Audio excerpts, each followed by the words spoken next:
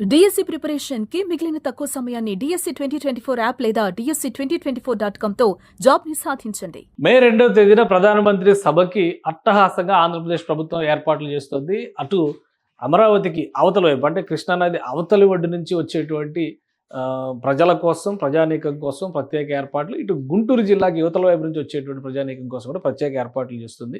So సభా వేదికకి సంబంధించి చూస్తే కనుక 5 లక్షల మందికి తగ్గకుండా ప్రజలు ఈ కార్యక్రమానికి అటెండ్ అవుతారని అంచనా వేస్తున్నారు. దీనికోసం అమరావతికి కృష్ణానది అవతల నుంచి వచ్చేటువంటి వారి కోసం ఒక ప్రణాళికని ఏపీ గవర్నమెంట్ రిలీజ్ చేసింది. ముఖ్యంగా జిల్లా యంత్రాంగంతో పాటు CRDAతో కోఆర్డినేట్ చేసుకోవడం ద్వారా ఈ ప్రణాళికని ఆవిష్కరించారు. అసలు ఎలాంటి అంశాలు, అలానే ముఖ్యంగా రాకపోకలకు సంబంధించి బస్సులు, పెద్ద ఎత్తున వెహికల్స్, రకరకాల పర్సనల్ వెహికల్స్తో పాటు వస్తారు కాబట్టి పార్కింగ్, ఈ సదుపాయాలు ఎక్కడెక్కడ కల్పించారు, దీనికి సంబంధించినటువంటి డీటెయిల్ రిపోర్ట్ని ఎన్టీఆర్ జిల్లా పోలీసులు రిలీజ్ చేశారు. ఒకసారి దాన్ని పరిశీలిద్దాం. సో ఎన్టీఆర్ జిల్లా అంటే ప్రస్తుతం విజయవాడ నగరం ఎన్టీఆర్ జిల్లాలోకి వస్తుంది కాబట్టి విజయవాడ నగరం, దాని పరిసర ప్రాంతాల నుంచి రాకపోకలు సాగించే వారికి సంబంధించినటువంటి డీటెయిల్ ఇన్ఫర్మేషన్ ఇది.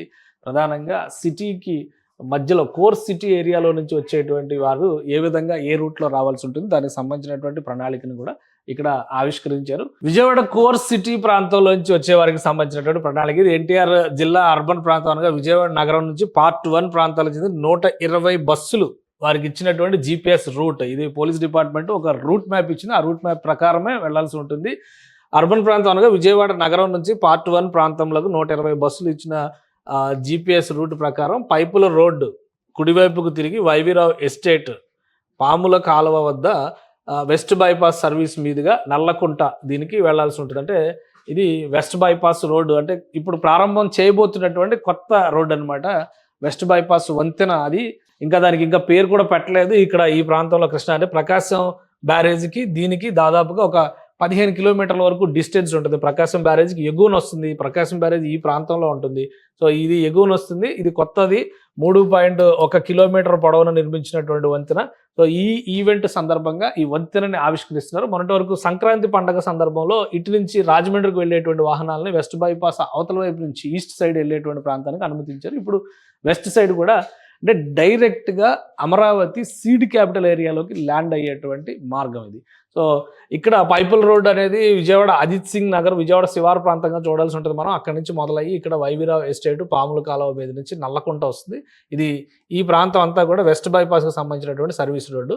సో అలా డైరెక్ట్గా వచ్చి ఈ వంతెన మీద నుంచి నేరుగా సీడ్ యాక్సిస్ రోడ్డు పరిసర ప్రాంతాల్లో ఇక్కడ ల్యాండ్ అవుతుంది. ఇది వెంకటపాలెం దగ్గర ల్యాండ్ అవుతుంది. అక్కడి నుంచి ఈవెంట్ ప్లేస్కి పార్కింగ్ ప్లేస్ 6 ఇచ్చారు. Parking place slot 6 number allot చేశారు కాబట్టి ఫస్ట్ వెహికల్స్ అన్నీ కూడా అటు వెళ్తాయి. సో నెక్స్ట్ ఇంకొక ప్రాంతం నుంచి మనం చూద్దాం. ఇవన్నీ కూడా విజయవాడ నగరం నుంచి వెళ్ళేటువంటి రాకపోకలకు సంబంధించి అంటే అటు ఈస్ట్ గోదావరి, వెస్ట్ గోదావరి, ఏలూరు జిల్లా, విశాఖ జిల్లా నుంచి ఉత్తరాంధ్ర ప్రాంతం నుంచి వచ్చేటువంటి వాహనాలన్నీ కూడా ఈ రూట్ మ్యాప్స్ నుంచే అలాట్ చేస్తారు. ఇక మరొక 130 బస్సులు పార్ట్ 1 ప్రాంతాలకు చెందిన 130 బస్సులు GPS రూట్ 3, ఇది రూట్ నెంబర్ 3 కింద చెప్తున్నారు. ఈ రూట్ నెంబర్ 3 ఎలా వస్తుంది అనేది స్క్రూ బ్రిడ్జ్ దగ్గర నుంచి అంటే NH16 మీదుగా వచ్చేటువంటి national highway, Calcutta Chennai national highway మీదుగా వచ్చేటువంటి వాహనాలు, ప్రధానంగా విశాఖపట్నం నుంచి వచ్చేటువంటి వాహనాలన్నీ కూడా ఈ రూట్లోనే వస్తాయి అనమాట. సో ఇది Benz circle Vijayawada core centre area. అక్కడ నుంచి స్క్రూ బ్రిడ్జ్ అని ఉంటుంది. ఆ స్క్రూ బ్రిడ్జ్ నుంచి డైవర్ట్ అయ్యి ఇది కనకదుర్గ వారధి మీదుగా అంటే ప్రకాశం బ్యారేజ్కి దిగువన కనకదుర్గ వారధి ఉంటుంది.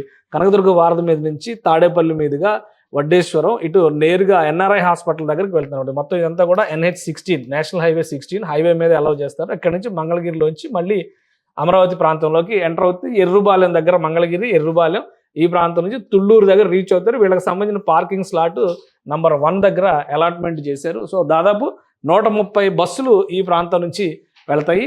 అంటే మేజర్గా ఉత్తరాంధ్ర ప్రాంతం నుంచి వచ్చేటువంటి బస్సులు. ఇది రూట్ నెంబర్ 2 కింద మనం చూస్తే థర్డ్ పార్ట్ ఏ విధంగా ఉందో ఒకసారి మనం చూద్దాం. ఇది 3వ అంశం. ఇది 3వ దానికి సంబంధించి రూట్ మ్యాప్ చూస్తే మైలవరం అంటే ఎన్టీఆర్ జిల్లాలో విజయవాడకి అవతల ప్రాంతాల నుంచి, విజయవాడకి రూరల్ ఏరియాస్ నుంచి చూస్తే ఏ ప్రాంతాల నుంచి ఎలా వెళ్తారండి. దీనికి సంబంధించి 390 బస్సులకి పర్మిషన్ ఇచ్చారు. అంటే హైదరాబాద్ నుంచి వెళ్ళే వాళ్ళకి ఈ రూట్ క్లియర్గా అర్థమైంది. నందిగామ, జగ్గైపేట అవన్నీ కూడా కనెక్ట్ అవుతాయి. ఆ ప్రాంతాలకు చెందిన వెహికల్స్ అన్ని జగ్గైపేట, నందిగామ, మైలవరం, తిరువురు నియోజకవర్గాల నుంచి 390 బస్సులకి ఇచ్చినటువంటి రూట్ మ్యాప్ ఇది. సో మైలవరం నుంచి మనం ఒకసారి పరిశీలించి చూస్తే కనుక కొండూరు వస్తుంది. కొండూరు నుంచి ఇబ్రహీంపట్నం వస్తుంది. ఇబ్రహీంపట్నం నుంచి ఇక్కడ 2 కనెక్టివిటీస్ ఉంటాయి. అయితే ఎలాగ అనేది చూడాలి. ఇది హైదరాబాద్ వైపు నుంచి వచ్చేవి, అంటే నందిగామ నుంచి ఇటు కేసరా ఇవన్నీ కూడా నేషనల్ హైవే 65 ఇది, అంటే హైదరాబాద్ నేషనల్ హైవే అనమాట. ఈ హైదరాబాద్ నేషనల్ హైవే వైపు నుంచి ఆల్మోస్ట్ సరిహద్దు ప్రాంతం నుంచి వచ్చేటువంటివన్నీ కూడా ఇక్కడ కనెక్ట్ అవుతాయి. మళ్ళీ మూలపాడు ఇబ్రహీంపట్నం దగ్గర కనెక్ట్ అవుతాయి. ఇబ్రహీంపట్నం నుంచి నల్లకుంట మళ్ళీ సేమ్ సీడాక్సిస్ రోడ్ బ్రిడ్జ్ దగ్గరకు వచ్చి దాని నుంచి వెళ్తే పార్కింగ్ నెంబర్ 6ని అలాట్ చేశారు ఈ వెహికల్స్కి సంబంధించి. సో మొత్తం 390 బస్సులు ఈ రూట్లో ఇస్తున్నారు. ఇంకొకటి 4వ ఆప్షన్ మనం ఒకసారి చూద్దాం. ఇది విజయవాడకి అటుపక్క, అంటే ఈస్ట్ సైడ్ నుంచి ముఖ్యంగా కృష్ణా జిల్లా వైపు నుంచి వచ్చేటువంటి అనమాట. విజయవాడ ఓవరాల్గా ఉమ్మడి కృష్ణా జిల్లా అయితే 2 భాగాలు అయింది, ఒకటి కృష్ణా జిల్లా, ఇంకోటి ఎన్టీఆర్ జిల్లా.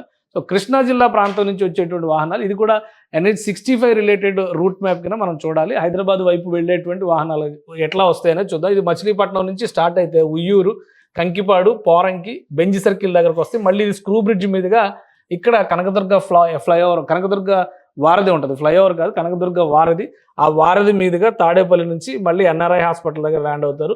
NRI హాస్పిటల్ నుంచి ఎర్రబాలెం మీదుగా మళ్ళీ తుళ్ళూరు దగ్గర సభ జరిగేటువంటి ప్రాంగణం దగ్గర వీళ్ళందరినీ నిలుపుదల చేసి రోడ్ పార్కింగ్ నెంబర్ 1 అలాట్ చేశారు. ఈ ప్రాంతంలో కృష్ణా జిల్లాకు చెందినటువంటి రూట్ ఇది. 620 బస్సులు కేటాయించారు. 620 బస్సుల్లో మొత్తం అటు నియోజకవర్గాలన్నీ కూడా, అంటే నూజివీడు, ఇతర ప్రాంతాలు ఉన్నాయి కదా, పెనమలూరు, అలానే గుడివాడ, ఈ ప్రాంతాల నుంచి వచ్చేటువంటి వాళ్ళందరూ కూడా ఈ బస్సుల్లోనే అమరావతి ప్రాంతానికి చేరుకునేటువంటి అవకాశం ఉంది. సో ఇంకొక ఆప్షన్, ఇంకో రూట్ మ్యాప్ ఏ విధంగా ఇచ్చారో ఒకసారి చూద్దాం. ఇది కూడా ఉయ్యూరు నుంచి వచ్చేటువంటి వాహనాలు, అంటే ఈస్ట్ కృష్ణా నుంచి వచ్చేటువంటి వాహనాలే ఉయ్యూరు రూట్ నుంచి వచ్చేవి. కనకదుర్గ వారధి పైన మళ్ళీ ఈ వాహనాలు కూడా టర్న్ అవుతాయి. ఇవి ఒక 60 వాహనాలు ఉన్నాయి. ఇది ఏలూరు జిల్లా పరిధిలోకి వచ్చేటువంటి నియోజకవర్గాలన్నీ కూడా దీనికి కనెక్ట్ చేశారు.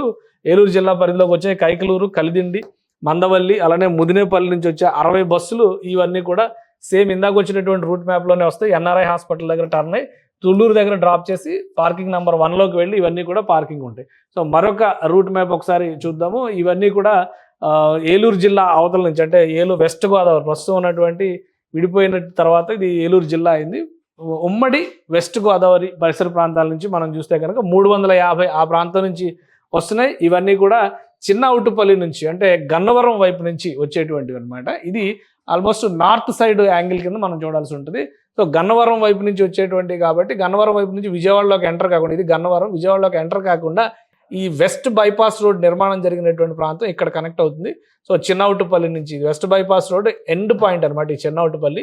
అక్కడ నుంచి బీబీగూడెం, చొక్కవరం, సూరంపల్లి రోడ్డు, ముస్తాబాదు, కంట్రిక, పైపుల్ రోడ్డు మీదుగా విజయవాడ సిటీ వైపుకి వస్తుంది. విజయవాడ సిటీ వైపుకి వచ్చిన తర్వాత మళ్ళీ పైపుల్ రోడ్డు మీద నుంచి పాముల కాలువ, వైవిరావు ఎస్టేట్లోంచి కన్వర్ట్ అయ్యి మళ్ళీ ఇక్కడికి కొత్తగా నిర్మించినటువంటి అమరావతి వారధి అనుకుంటాం మనం. అది ఇబ్రహీంపట్నం దగ్గరలో, గొల్లపూడి దగ్గరలో నిర్మించినటువంటి వారధి ఇది.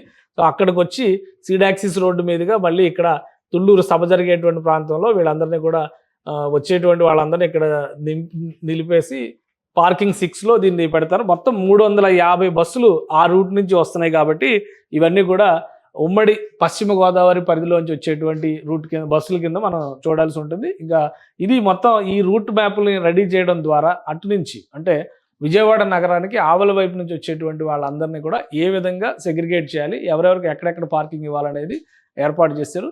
ఇక గుంటూరు నుంచి వచ్చేదానికి కూడా, ఎందుకంటే అది ప్రకాశం నుంచి, రాయలసీమ జిల్లాల నుంచి, ఇటు నెల్లూరు జిల్లా నుంచి కూడా వచ్చేటువంటి అవకాశం ఉంటుంది కాబట్టి వాళ్ళందరికీ సంబంధించి మరొక రూట్ మ్యాప్ తయారు చేస్తున్నారు. అది గుంటూరు జిల్లా పోలీసుల పరిధిలో ఉన్నటువంటి అంశం. ఇది విజయవాడ జిల్లా పోలీసులు రెడీ, అంటే ఎన్టీఆర్ జిల్లా పోలీసులు రెడీ చేసినటువంటి రూట్ మ్యాప్. దాని ప్రకారం అలాట్మెంట్స్ జరిగినాయి.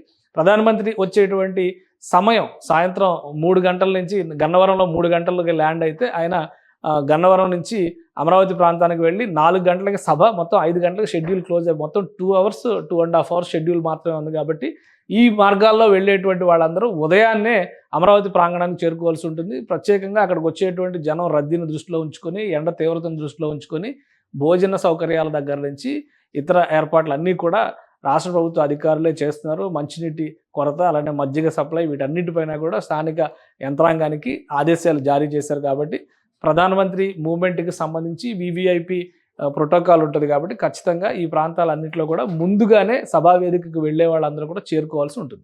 సుమన్ టీవీలో మీ పర్సనల్ అండ్ బిజినెస్ ప్రమోషన్స్ కోసం కింది నెంబర్కి కాంటాక్ట్ చేయండి.